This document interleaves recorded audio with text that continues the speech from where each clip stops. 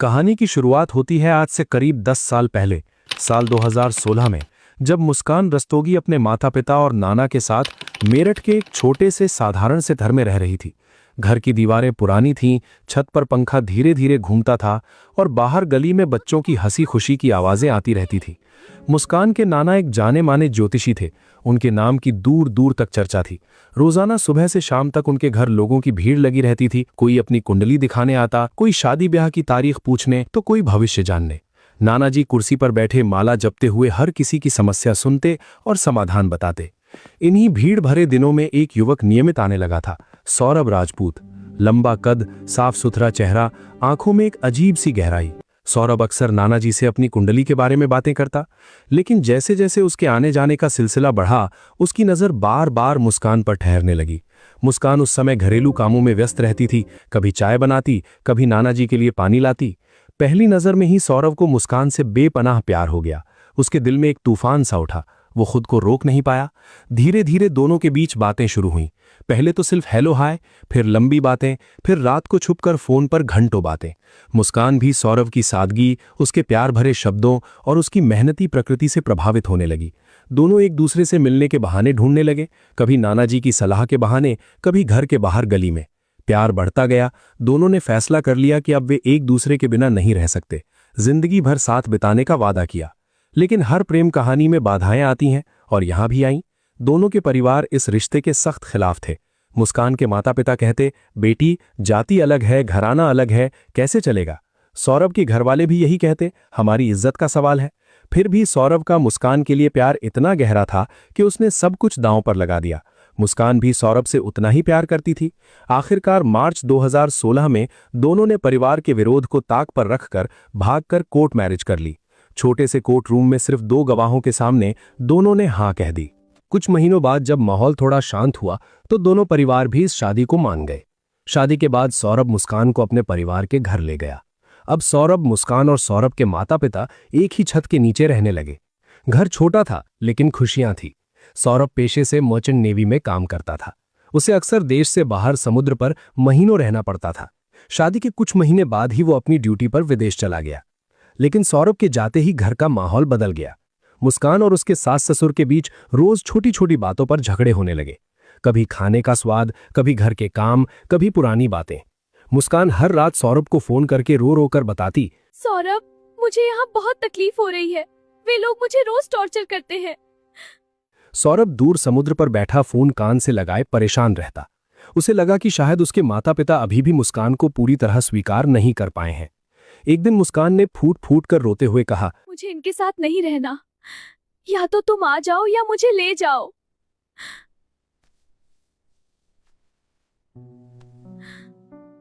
यह सुनकर सौरभ का दिल टूट गया।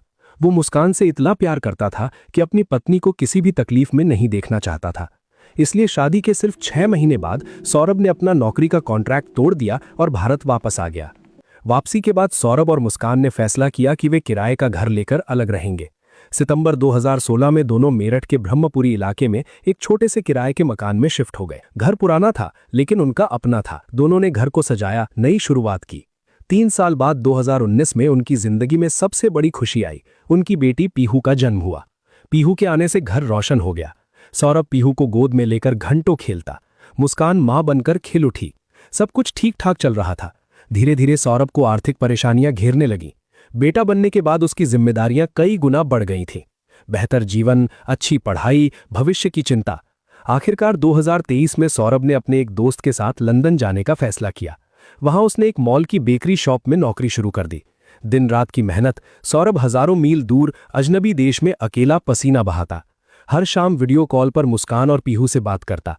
पीहू स्कूल जाने लगी थी, मुस्कान घर संभालती। दोनों रोज बात करते। लगभग 1 साल बाद 24 फरवरी 2025 को सौरभ भारत लौटा।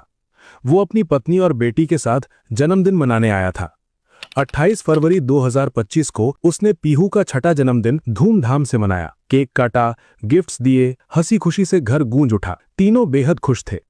3 दिन बाद यानी 3 मार्च 2025 को जैसे ही पीहू के 2nd क्लास के एग्जाम खत्म हुए, मुस्कान ने उसे अपनी नानी के घर छोड़ दिया। उसने कहा, बेटा, मम्मी पापा 4 मार्च की शाम को शिमला घूमने जा रहे हैं, तुम नानी के यहाँ आराम से रहना।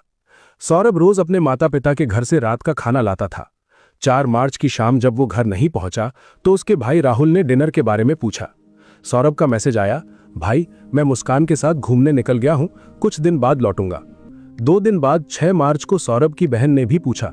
सौरभ ने बताया कि वो मुस्कान के साथ बाहर गया है और होली के बाद वापस आएगा। बहन ने पूछा, पीहू को क्यों नहीं ले गए?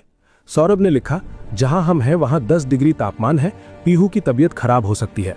जिस किराए के घर में वे रहते थे वहां मकान मालिक का मुस्कान को फोन आया। मकान मालिक ने घर रेनोवेट करवाना था, इसलिए घर खाली करने को कहा। मुस्कान ने बताया, हम दोनों वेकेशन पर गए हैं, लौटकर घर खाली कर देंगे। 17 मार्च को मुस्कान हिमाचल से वापस आई। अगले दिन 18 मार्च को उसने सामान शिफ्ट करने के लिए लोडर बुक किया और 2 मजदूर बुलाए। घर में एक कमरे में नीला ड्रम रखा था। मुस्कान ने मजदूरों से कहा, इसे उठाकर लोडर में रख दो। ड्रम इतना भारी था कि दोनों मजदूर कड़ी मशक्कत के बाद भी नहीं उठा पा रहे थे, पसीना पसीना हो गए। जब ड्रम हिला नहीं तो मजदूरों ने पूछा, बहन जी इसमें क्या है, इतना भारी क्यों? मुस्कान ने कहा, कबाड़ का सामान है, पुराना सामान।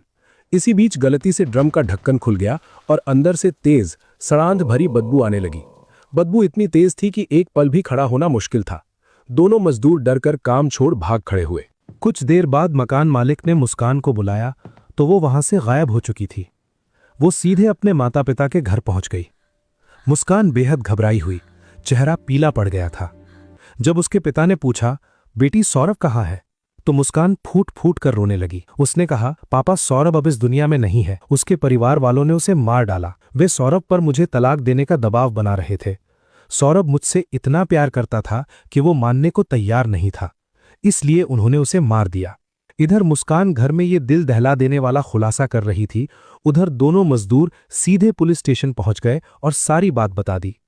पुलिस तुरंत सौरभ के घर पहुंची। नीला ड्रम मिला। उसे खोलते ही सीमेंट भरे ड्रम से तेज बदबू फैल गई। पुलिस वाले हैरान थे। ड्रम इतना भारी था कि 10 पुलिस वाले मिलकर उसे घसीट घसीट कर बाहर ले गए।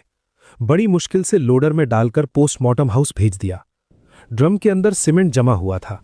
पुलिस ने मैकेनिक बुलाकर ड्रम के टुकड़े करवाए। जैसे ही सीमेंट कटा, सबके सामने भयानक नजारा था। सीमेंट के अंदर कटा हुआ सिर, 2 कटी हुई हथेलियां और धड़ के अलग अलग टुकड़े मिले। वो सिर सौरभ राजपूत का था, वही सौरभ जो कुछ हफ्ते पहले ही परिवार से मिलने आया था और अपनी बेटी का जन्मदिन मनाया था। पुलिस ने केस दर्ज किया और जांच शुरू की। सबसे पहले सौरभ के माता पिता को पूछताछ के लिए बुलाया गया।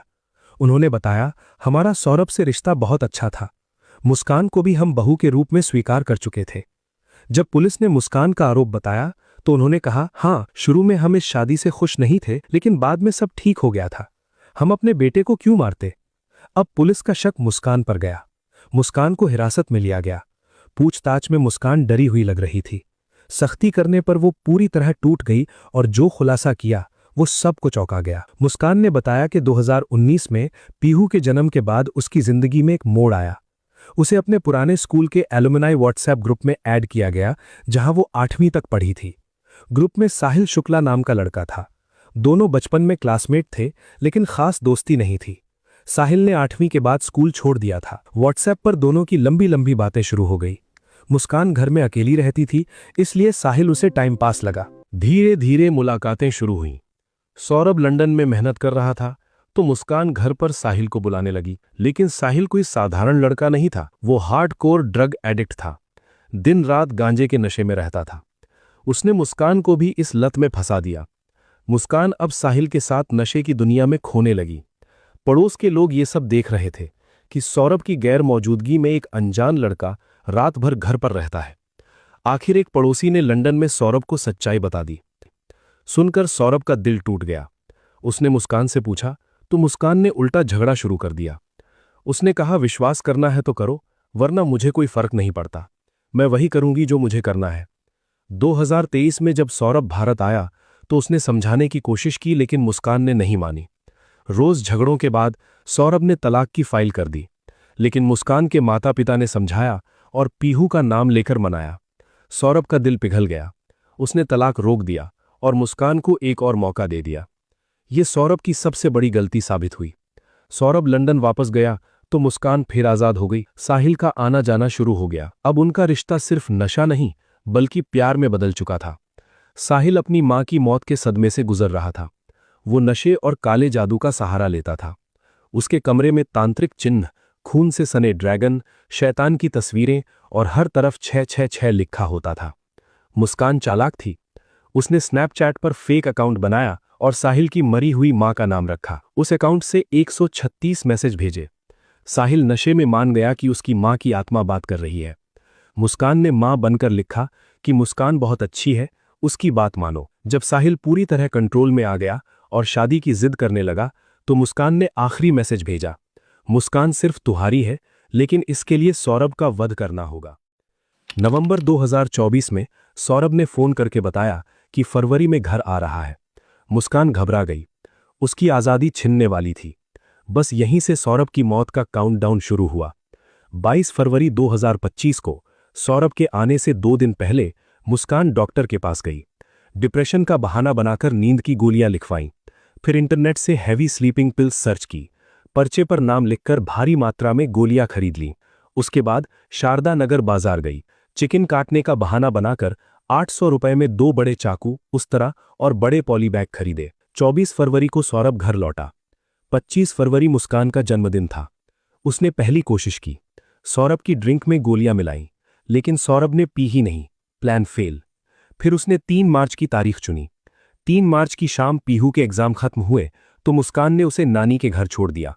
घर में सिर्फ मुस्कान और सौरभ थे। सौरभ मां के हाथ का लौकी का कोफ्ता लेकर आया। मुस्कान ने प्यार का नाटक करते हुए खाना परोसा, जिसमें ढेर सारी नींद की गोलियां मिला दी थीं।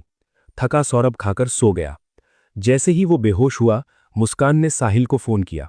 साहिल पहुंचा। मुस्कान ने चाकू साहिल को दिया, लेकिन साहिल ने वापस कर दिया और कहा, पहला वार तुम करोगी। मुस्कान ने बिना सोचे सौरभ के सीने में चाकू उतार दिया। फिर दोनों ने मिलकर 3 बार चाकू घोंपा। दर्द के बावजूद नींद की गोलियों से सौरभ आंशिक होश में था। उसकी दाहिनी आंख खुल गई। वो दर्द महसूस कर रहा था, लेकिन शरीर हिल नहीं पा रहा था। साहिल ने लाश बाथरूम में घसीटी। वहां सौरभ का सिर धड़ से अलग किया, दोनों कलाइयां काटी और बाकी शरीर को 15 टुकड़ों में काट दिया। टुकड़ों को बेड के नीचे स्टोरेज में छुपा दिया। सबसे खौफनाक बात, उसी बेड पर मुस्कान रात को चैन की नींद सोई। रात 3 बजे साहिल ने कटा सिर और कलाइयां पॉली बैग में रखकर अपने घर ले गया। उसके कमरे में उल्टा सितारा और 666 लिखा था। उसने सिर शैतान की तस्वीर के सामने भेंट रख दिया और कलाइयां इसलिए रखीं ताकि सौरभ की किस्मत का श्राप न लगे। अगली सुबह 4 मार्च को मुस्कान बाजार गई। गेहूं रखने का बहाना बनाकर 1200 रुपए में बड़ा नीला प्लास्टिक ड्रम खरीदा। फिर खुद सीमेंट की बोरियां लाईं। साहिल पॉली बैग लेकर आया। दोनों ने ड्रम में सीमेंट का घोल बनाया और एक एक टुकड़ा डालकर ऊपर तक भर दिया। घर की साफ सफाई के लिए 10 किलो ब्लीच मंगवाया और पूरे घर को चमका दिया जैसे कुछ हुआ ही ना हो। उसी शाम 7 बजे मुस्कान ने सौरभ के बैंक अकाउंट से 44,000 रुपए देकर कैब बुक की और साहिल के साथ शिमला मनाली निकल गई। परिवार को बताया कि सौरभ के साथ जा रही है। वो सौरभ और बहन को सिर्फ चैट से जवाब देती ताकि शक ना हो। 11 मार्च को साहिल का जन्मदिन था। मुस्कान ने बेशर्मी से सौरभ की मौत के बाद भी उसे मनाया। 14 मार्च को कसोल में नशे में होली खेली। प्लान था कि दुनिया को दिखाएंगे। सौरभ छुट्टियों के बाद लंदन लौट गया, लेकिन पैसे खत्म हो गए। मुस्कान ने 6 लाख निकालने की कोशिश की, लेकिन ट्रांजैक्शन फेल। 17 मार्च को दोनों मेरठ लौटे। उनका प्लान था ड्रम को दूर ले जाकर गाड़ना, लेकिन 18 मार्च को मकान मालिक ने घर खाली करने को कहा।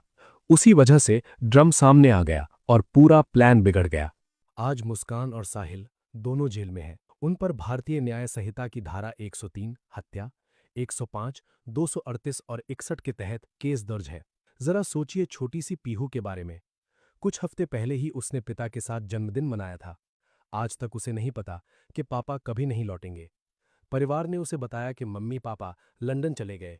पीहू रोज उन्हें याद करती है। एक पिता जो सब सह गया और एक मां जिसने अपनी बेटी को अनाथ कर दिया। अगर पुलिस समय पर नहीं पहुंचती तो शायद मुस्कान साहिल की भी हत्या कर देती। जो औरत अपने पति की नहीं हुई, वो प्रेमी की क्या होती।